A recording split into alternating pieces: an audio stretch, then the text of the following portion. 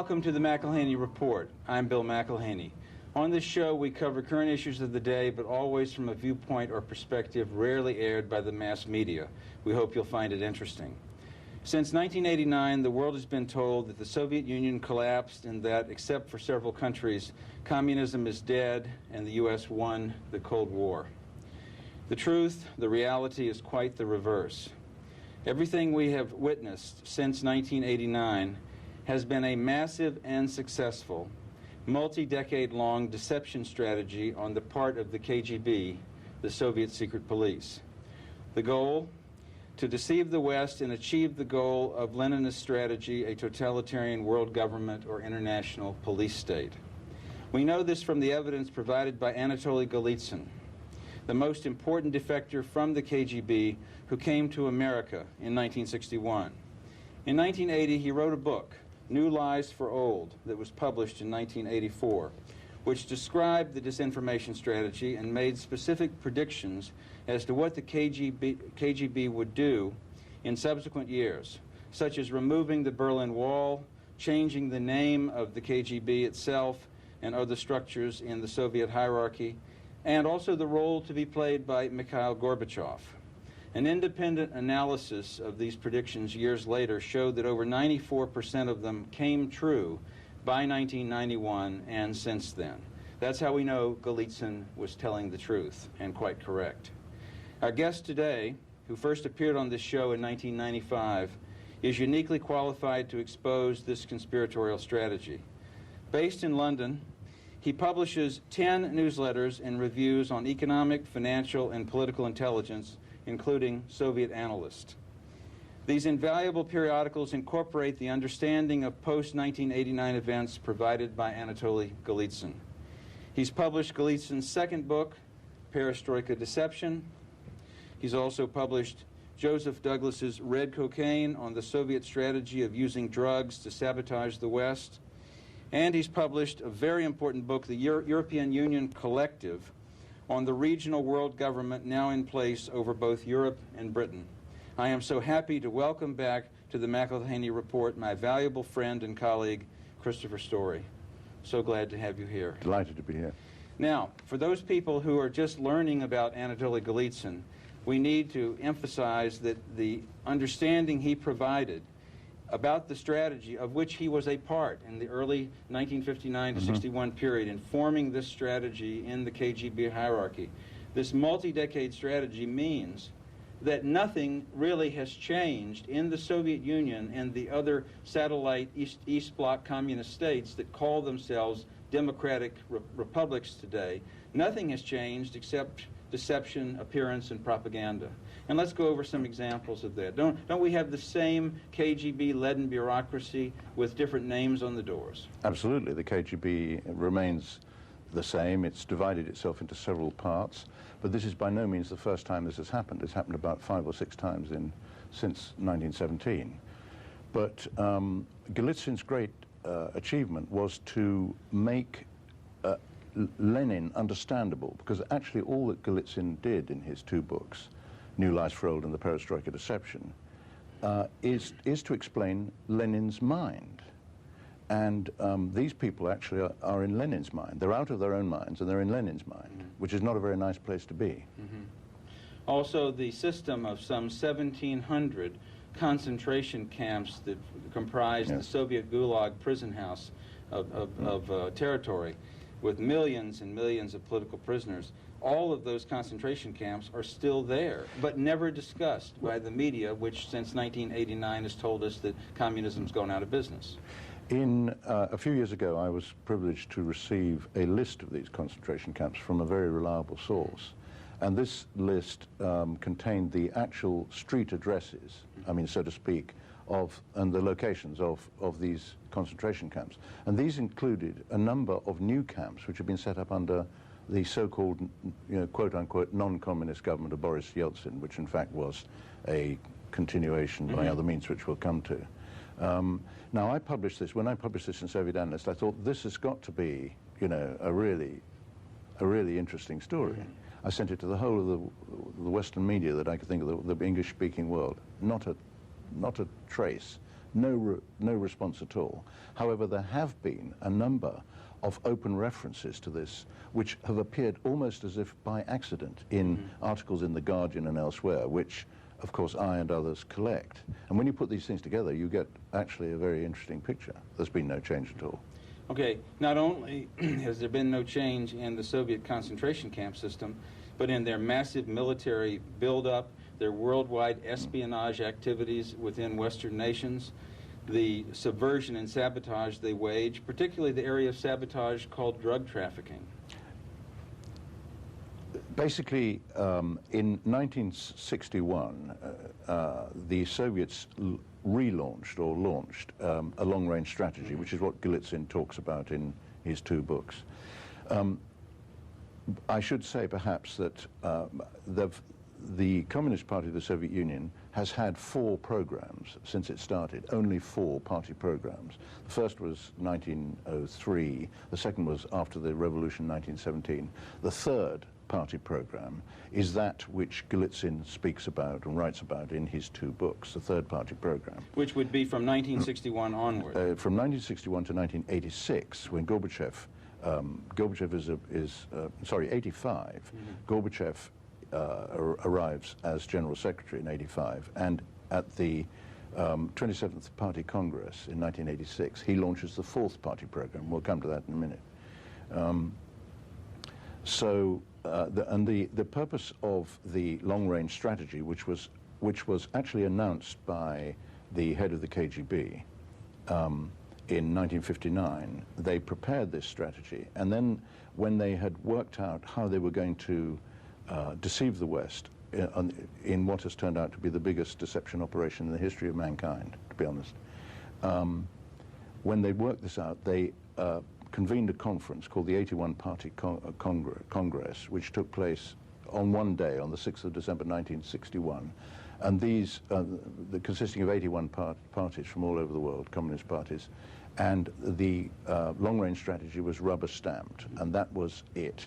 And from 1961 to the arrival of Gorbachev was the period when they were preparing for the implementation of what Gorbachev subsequently introduced. Now, I'd just like to say here something very important, which is that sometimes people say, why was there such a long period from the introduction of the 3rd party program to the introduction of the 4th party program? And the answer to that is extremely interesting. It is that in 1949 or 1948, the Western allies agreed with the Soviet Union, i.e. with Stalin, that Germany was to be occupied for a period of 40 years. 49 to 89 takes you to the pulling down of the Berlin Wall, and on cue, quick as a flash, they start pulling down the wall at the end of the 40-year period. So what do they do during this this extended period? Now, by the way, we don't really know why that 40-year period was agreed, but it seems to have been an agreement, almost a secret agreement. By the way, Secretary of State Burns, B-Y-R-N-E-S, was responsible for agreeing. That was his most important contribution, as a matter of fact. That's his main legacy.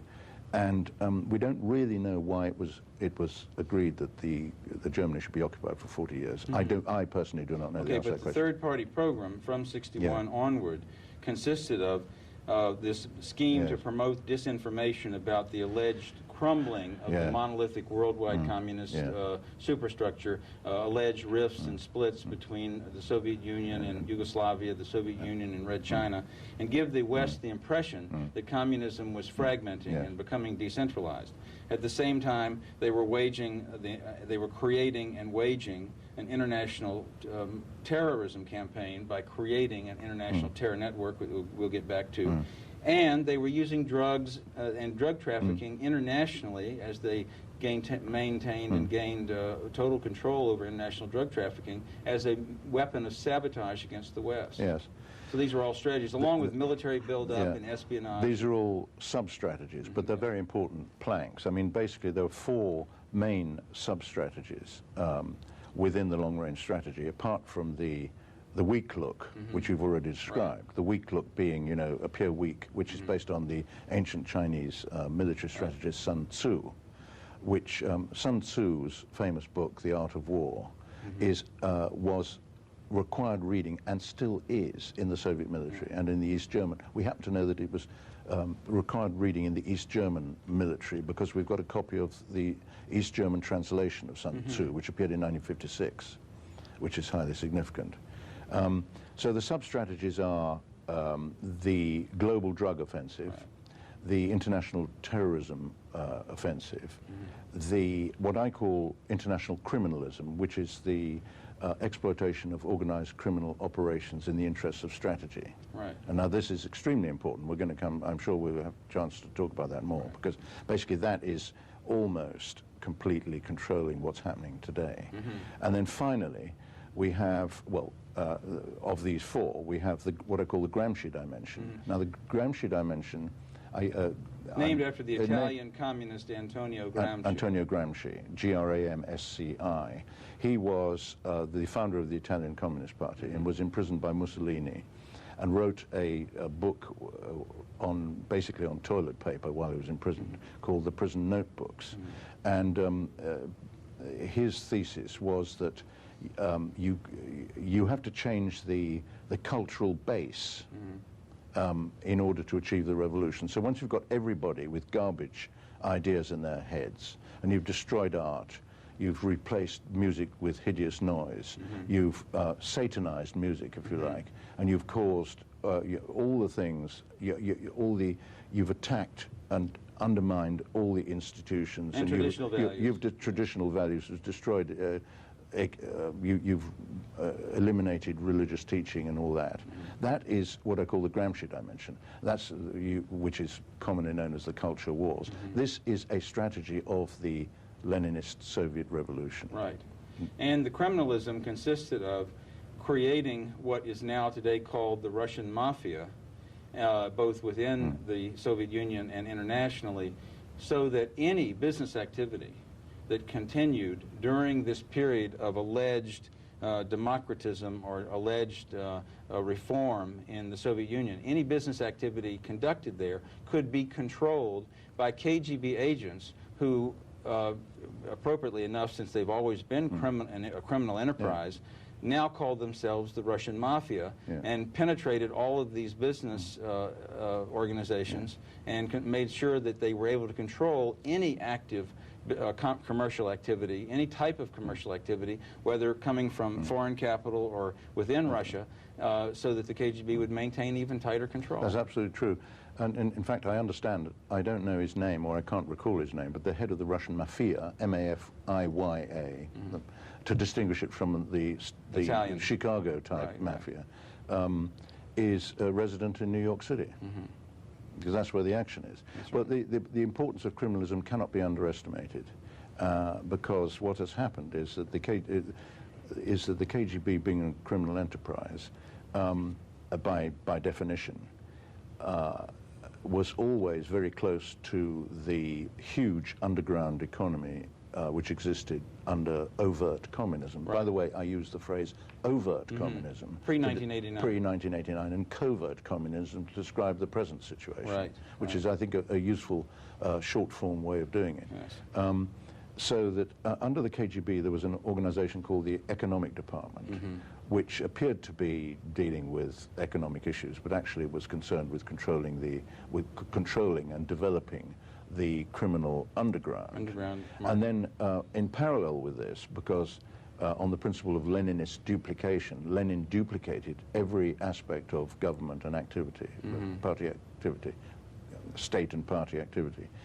The Ministry of the Interior, the MVD, had its own criminal control organization called, going by the letters OBKH. So you have these two sources of background expertise and knowledge of how to control criminal operations. Which is today the so-called Russian mafia, actually just another branch operation of the KGB. No question. And after the so-called fake collapse, I mean, after the fake collapse of communism, or during this period, the Soviets, in fact, exported large numbers of KGB officers who'd been retrained as criminal controllers. I call them criminalists, operators of criminalism. And they have joined up with the underworld, the huge underworld in the West, here as well. Now, the drug dimension of the world revolution, which they largely control, but not entirely, but they largely control it, is, of course, it operates in parallel with and is part of this criminalist operation. And and basically the international drug trafficking elements that they control must finance the world revolution. But it has another very important point, rationale, which is that because the proceeds of drug operations have to be banked, they have their own bankers. Now, we know from Joe Douglas's book, which I was privileged to edit and publish, Red Cocaine, that, which is based on the debriefing of a very senior Czech defector called General Jan Šejna. We know that Šejna was actually the highest official in the Czech Communist Party. He was the secretary overseeing everything, and he was responsible for making the administrative arrangements for delegations of bankers who were coming to Czechoslovakia in the second part of the 60s to be selected by the Czechs, who were acting as cutouts for the Soviets. Although there were senior Soviet officials present at these selection meetings, they actually chose the bankers who were going to launder the proceeds of their drug operations, because they knew that these would become so massive. Now, I'm not saying that the Soviets are totally in control, but the extent of their operations is huge, and in the Western Hemisphere, by the way, it's controlled by the Americas Department of the Cuban Communist Party. So this, and internationally, this was a combination of Soviet military intelligence, the GRU, because it is sabotage against the West, and also through the Soviet Union's control of the Red Chinese dictatorship, because Red China has been a principal grower of heroin and supplier of heroin worldwide too. So they have two bases of operations. Yeah, well, there are more, because there are others as well. But basically what happened was that after 1949, the Soviets watched the Chinese, because Mao Zedong used drugs against his own people. And then after the revolution, the Chinese communists exported their drug trafficking as an element of their own operations. And the Soviets watched this, and then they set up their own separate international drug offensive. And in the course of doing this, they tried to penetrate those rings, those groups of drug operators that they could. And where they couldn't succeed to actually break in, they formed their own and replaced them, basically. And in Colombia, of course, through the America's Department of the Cuban Communist Party, they control what's going on in Colombia. No question. So this organized criminalism, as an activity on the part of the KGB since 1961, is the Russian mafia and controls any business activity that we hear about as examples of alleged free enterprise breaking out in the so-called New Russia and the satellite nations. That's almost entirely true. I mean, what we have in these countries is what Lenin called state capitalism, which I now have renamed state-controlled capitalism. Yes. Which means that it appears to the West as though these enterprises are entirely freestanding, and they've got shareholders, and they have managing directors, and they've even got in Moscow large office blocks like Gazprom, but they are in fact entirely controlled by the state, the revolution, but through the intelligence services. Yeah, and that's a deception and a performance very similar to the performance of political democratism, where we see alleged rival parties and rival candidates taking part in elections in the so-called New Russia and the new satellite nations, when actually all of these parties are controlled by KGB personnel, and it is a performance for the American public to watch on CNN and through other parts of the media. A major part of this strategy since 1961 has consisted of building slowly and installing a very dictatorial regional world government over all of Europe on top of the existing socialist bureaucracies that are in the governments of each of these countries, over all of Europe, and now sadly also Britain, in the form of the European Union.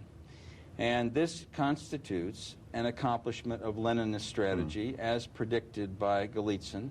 And of course, while the KGB had infiltrated all the European governments and the British government, as they had infiltrated the American CIA and other parts of the United States government, in addition to that, the current treaty arrangements between the European Union based in Brussels and the new Russia mean that there's even further, tighter Soviet and KGB control over the foreign policy of this new globalist regional government that controls Russia, that controls Europe, and controls Britain. I don't disagree with any of that. One of the important things that Golitsyn teaches us in the Perestroika deception is that it doesn't matter who wins an election, the communists always win. Now, the reason for that is that every single political activist you see on the Moscow stage, if you can be bothered to see what's going on, because, by the way, the TV cameras are only focused on Moscow. That's right. You never see what's going on in Leningrad or in Tbilisi or in Alma-Ata or anywhere else, only Moscow. That's where the controls take place, because all the other so-called, you know, free republics now, they're controlled, of course.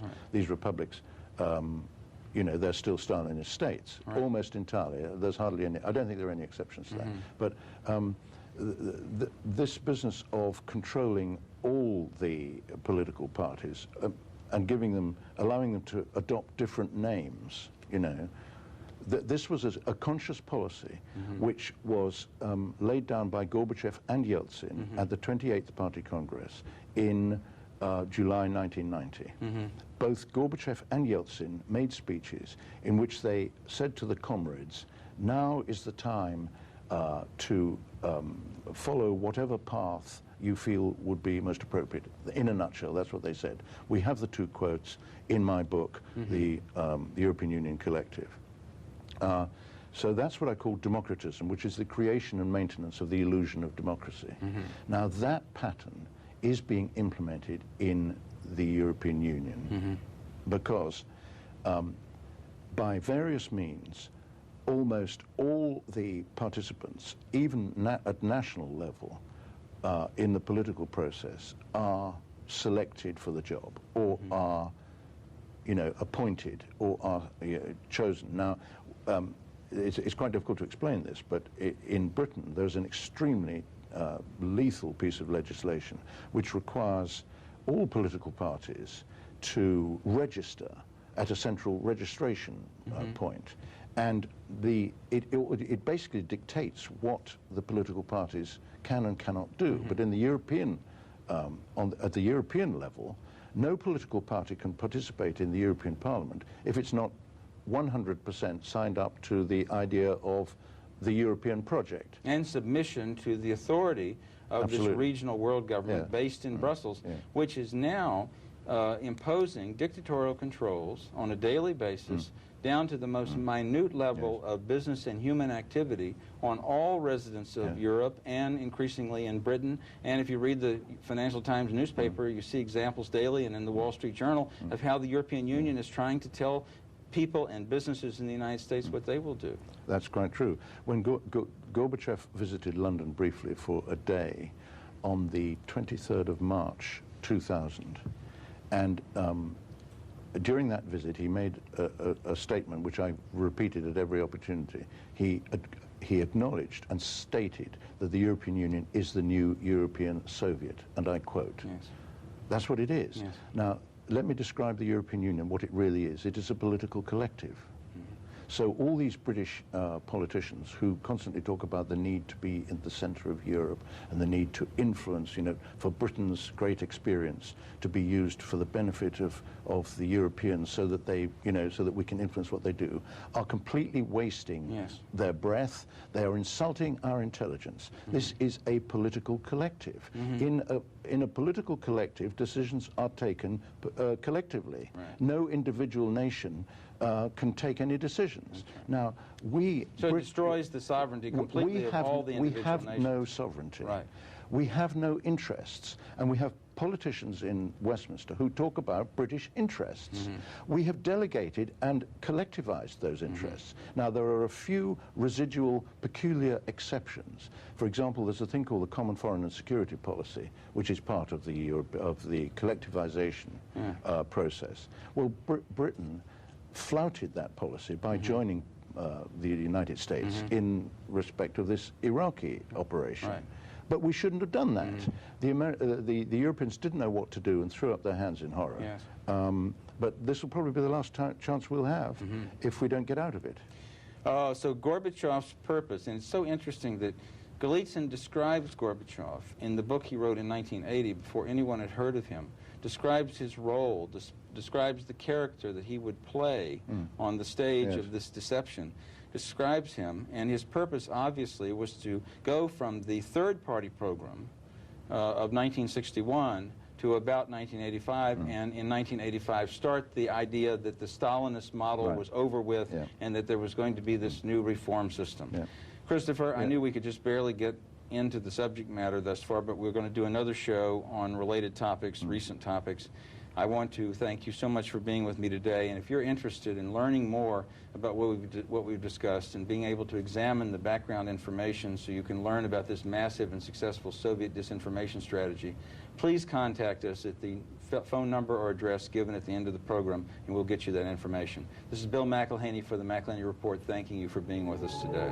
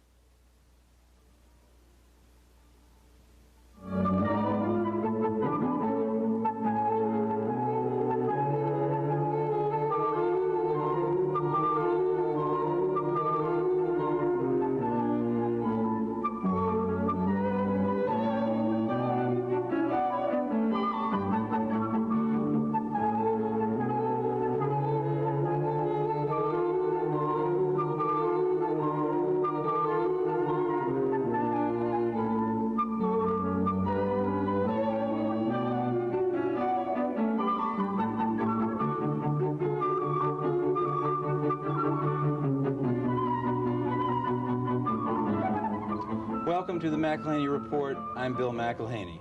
On this show, we cover current topics of the day, but always from a perspective or viewpoint rarely aired by the mass media. We hope you find it interesting.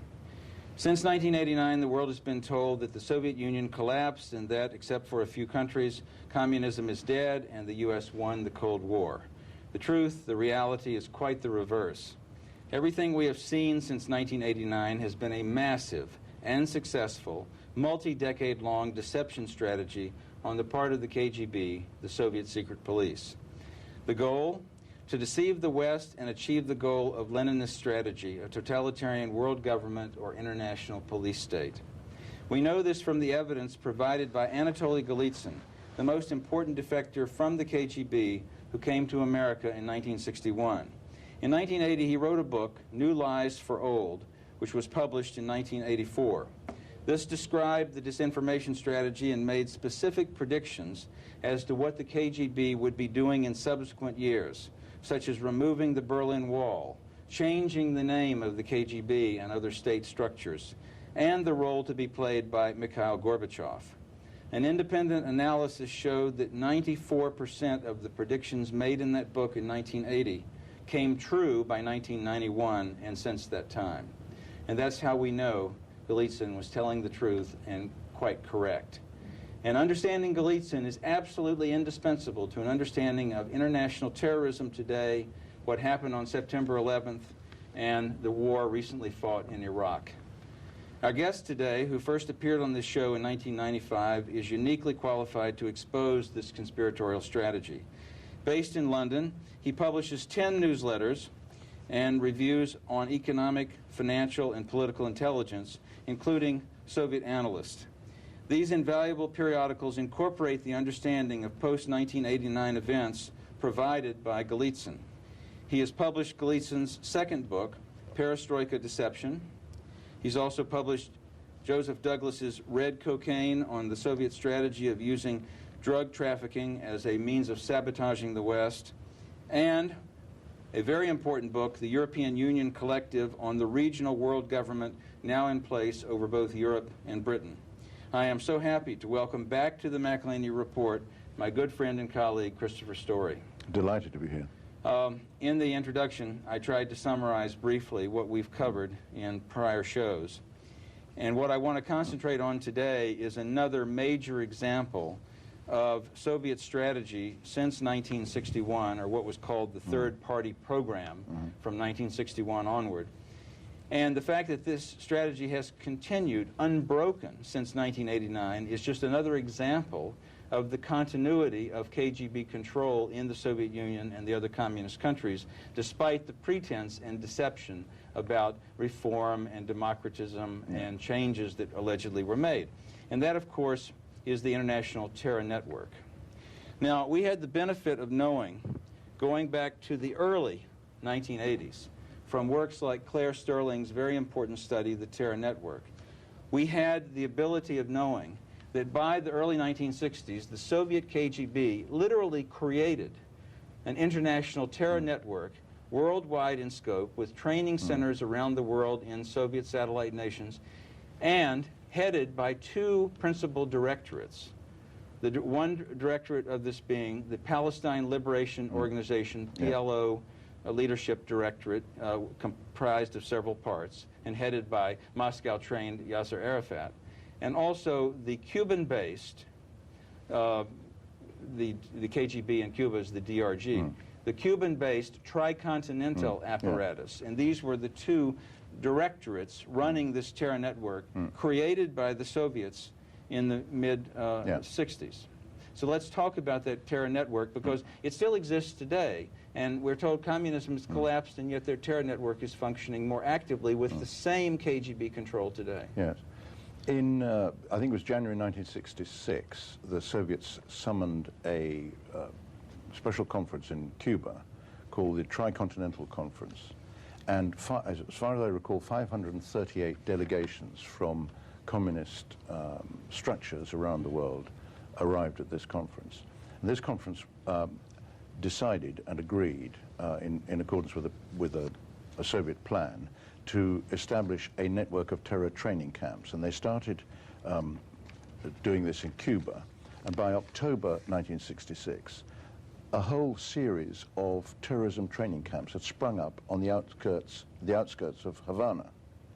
And these terror training camps and operations were controlled by a KGB colonel called Colonel Vadim Kochagin. And by the end of the first year of operations, 1967, they were turning out 1,500 trained terrorists for operations all over the world, in their own countries and elsewhere.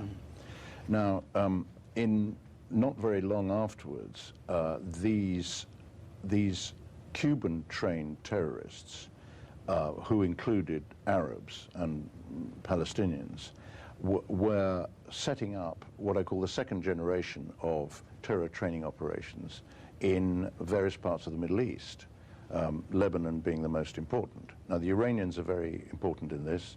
The Iranians control Hezbollah, as you know, which is an absolutely deadly terrorism operation, a terrorism network. And that occurred after the Carter administration Yes. betrayed our ally, the Shah of Iran, and helped the Communist Two-Day Party in Iran install the current dictatorship. That's right, and once the current dictatorship had been installed, the Two-Day Party was largely eliminated, which is standard practice. Very often, for reasons which are too complex to explain, for example, in an interview, Briefly. these people are eliminated when the sell-by date has been passed. So terrorism, by the way, terrorism, of course, is integral with the revolution. I mean, Lenin was a terrorist, Trotsky is a terrorist. The Chekar, the predecessor of the KGB, the founder of the KGB was one of the most evil men ever to have lived, called Felix Dzerzhinsky. Yes. And you might be interested in the following interesting fact. Guess what Felix Dzerzhinsky's birthday is? 11th of September. An interesting pointer. Yeah, interesting point. Well, then let's talk about, since we know the KGB established this terror network in the mid-60s, had two regional directorates for it, the PLO apparatus and the tricontinental apparatus. What do we know today about its continuity, the connection it would have to individuals like Osama bin Laden and to Al-Qaeda? Right, well, if I could just step back, because I think we've got a slight... people like us, analysts, we have to put together information which is not necessarily current, although we try to live with current, but it's very rare to obtain absolute, current information. We know that the KGB was, because of Vadim Kochagin, we know that the Cuban camp operation was a KGB operation, and we know also that the establishment of training areas in the Middle East was KGB. But we also know from a source which I found, which is a book by a man called Gail Rivers, who was a New Zealand terror expert and an intelligence officer. He writes in a very interesting book called The War Against Terrorists, How to Win It, dated 1986. And I just want to read you this because this is of extraordinary importance. He says, a recent Russian defector named Bokhan, who was attached to the Soviet embassy in Athens from 1968 to 1975 and was a member of the GRU being Soviet military intelligence, as opposed to the KGB, confirmed that the GRU was orchestrating terrorist acts both in Greece and abroad with the aim of creating subversion and terror worldwide. Now there you have a smoking gun. This has been in the public domain, this book, since 1986. This is a highly, Gail Rivers, a New Zealander trained in the special forces, says in the flap, is an articulate man of high principle who has risked his life many times in the counter-terrorist war on 5 continents. Now, this is not an idle statement. Everything in this book, by the way, that I've read is absolutely first class. So here we have a statement by an expert who knew this, that the Soviet military intelligence are behind the terror network, the terror operation. Now, the KGB, of course, is also military intelligence, and they're interlinked. Yes. So while the distinction is valid, it's also invalid in the sense that the other name for the Soviet military intelligence is, in fact, the first chief directorate. So Soviet military intelligence is behind the global terror offensive, which is a very key element of the long-range strategy.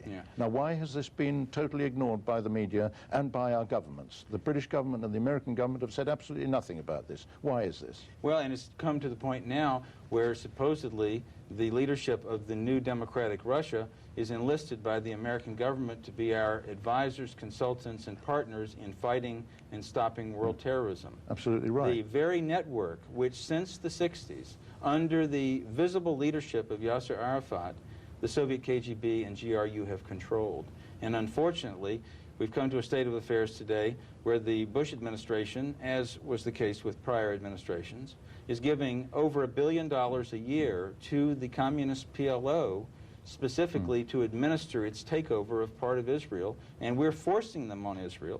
We're protecting Yasser Arafat from being disturbed or removed by the Israeli government, and we're maintaining the continuity of this Soviet-controlled terror network, supposedly years after communism disappeared from the planet. Yes, and it's gone even further, because we now have a prime minister of the Palestinian Authority, yes, whose name is Abu Mazen. That's his code name. His real name is Mahmoud Abbas. Now, this man was, quote, was, in quotes, in control of Hamas, the most devious and most egregious terrorist arm of the PLO. Mm-hmm. All of a sudden, this man is persona grata in all Western capitals, in Washington, London, and Brussels. And he is the new Mr. Democracy. Now, why is this? And the answer to this is that, as has happened in the past, this man has been bribed. He has been paid very substantial sums of black operations money to change his tune in order to suit the objectives of the Western manipulators who are trying to sort of achieve whatever their objective is. And well, in a way, remember, Gorbachev lost credibility as an alleged reformer when it was obvious that he was still a Leninist and still promoting Leninist strategy. So they had to bring in a new performer, Yeltsin, to appear to be more likable to the West, and we had to definitely support him for fear that some other maniac would come to power. So in essence, we got the same thing here. It's a puppet show. You've got Arafat and a puppet working in the PLO leadership, and it gives the United States government the excuse to support the puppet. Don't forget that Mrs. Thatcher said to me, when talking about Gorbachev, whom she knew very well, she said, "He's not a Leninist anymore," she said to me. But he said he was. He said he was a Leninist in all his speeches, which I've read. He never hesitated to admit it. He took every opportunity to say, "I am a Leninist, I've always been a Leninist, I will always be a Leninist. I've been a communist since I was born, and I will always remain a communist, and we will never diverge from the communist path." And after he left his role in the Soviet Union of ushering in this post-Stalinist pretense and performance of the new phase, the fourth program of the Soviet strategy, he came to the United States and continued to promote Leninist strategy, and is still doing so today, well-funded and supported, promoting world government and worldwide controls in the name of environmentalism. Yes, through an outfit called the Gorbachev Foundation, which consists entirely of Soviet apparatchiks, and by the way, was involved with an outfit called the State of the World Forum, which when translated from Lenin speak, means World State Forum. Yes. Anyway, we need to talk about Saddam Hussein. Yes, and as a major example of the fact that there has been no real change in the Soviet Union since 1989 and worldwide in other communist countries, the international terror network controlled by the KGB continues just as active, and it is inconceivable that any alleged group like Al-Qaeda or any alleged terrorist operative like Osama bin Laden could ever function independent of this network. That is absolutely true, and indeed all honest experts acknowledge that it is impossible for any of these operations to take place, particularly the 9/11 one, without the support of a major power. Now, in this connection, we have certain information. First of all, as you know, Saddam Hussein was in business with very important forces in the United States for at least 10 years. This is true. And was a major recipient of U.S. government funding and support. That's right. Because when we turned Iran, the United States government turned Iran over to the communists and made an enemy state of that, the United States government had the excuse to support Iraq and Saddam Hussein, although controlled by the Soviet military, support him as an alleged buffer against Iran. Right. But Iraq is very important because it's quite clear that what's been happening in Iraq is not what you read in the newspapers. Now, I mentioned black operations money just now, and we can't go into that in much detail here, but the fact is that under the first Bush administration, an enormous sum of money was raised from 200 banks based abroad, all of them foreign banks. The sum of money concerned is so enormous that it could not have been raised for any other purpose than the implementation of what I call the new underworld order, if you like. They actually raised 18 trillion, but the objective was to raise 29.8 trillion. And this money, of course, is multiplied, and there's this huge sort of pool of black operations money which is parked offshore. I mean, this is a separate subject on its own, but I just wanted to give that background in order to come to the point. Can we understand this in summary as the extension of the KGB strategy of functioning as the Russian mafia and extending criminalism as a strategy into Western intelligence services? Absolutely. Okay, that's part of it. There's been a merger of intelligence services, both vertically and horizontally. If you like, vertically, with both their own underground criminalist classes and with foreign underground criminalist classes. And the intelligence services are working together. In fact, Condoleezza Rice herself said the other day, "We are allies of Russia," which is a theme. Were those her exact words? Something like that. She said something similar to that. What she actually means by that is that our intelligence services are hand in glove with the Soviet intelligence services. Now, Saddam Hussein was very important in this operation. Obviously, we don't know everything that we need to know. But at some point, as happens among thieves and among these crooks, they fall out.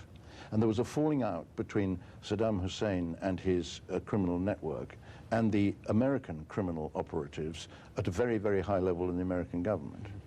And American intelligence, by the way, has a particular speciality, which is to set up their next enemy. And this is something that you commented to me privately about last night, which is apparently been going on for a long time. But I found this out when I was looking at certain documents, and I found that Milosevic, the Yugoslav dictator, had been engaged in business operations with 2 or 3 CIA Section 18 corporations, that is to say corporations owned by the American government, set up by the CIA. He becomes, you know, persona non grata and is now being arraigned at the Hague court. Exactly the same thing, in so many words, has happened to Saddam Hussein. Who was, though, in terms of, he was supported by the American government, but his infrastructure and military power and installations were all provided by the Soviet military, by Soviet military intelligence. And the Soviet military intelligence would not be creating his military garrison state on a charitable basis without controlling him as a captive puppet. Yeah, that's right.